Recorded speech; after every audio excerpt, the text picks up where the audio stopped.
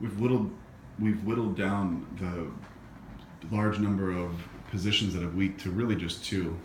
And what we're talking about is the hip hike, full right hip hike to slight arch exercise.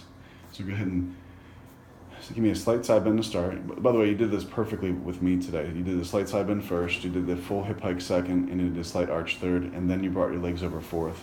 So we're still sticking with this. Remember, even though it's the one that's the crankiest, you're still stimulating the same tissue with all the other exercises on the right side. So even though we're talking about really focusing on it, don't lose sight of only take what you can get on a given day. If you have to detune the side bend, do it. If you're not tolerant to the hip hike, don't do it.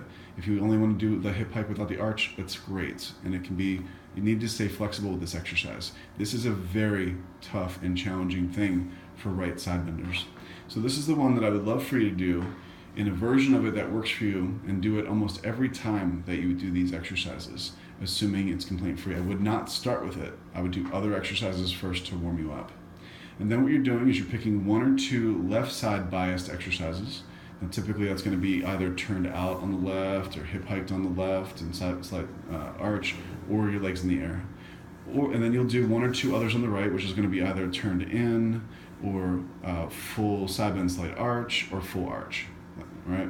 You're actually doing all six on the right side. There's 6 different things that you do, and you're doing all 6. You're picking one or two on the right, one or two on the left, plus this full hip hike, slight side bend, slight arch. Okay?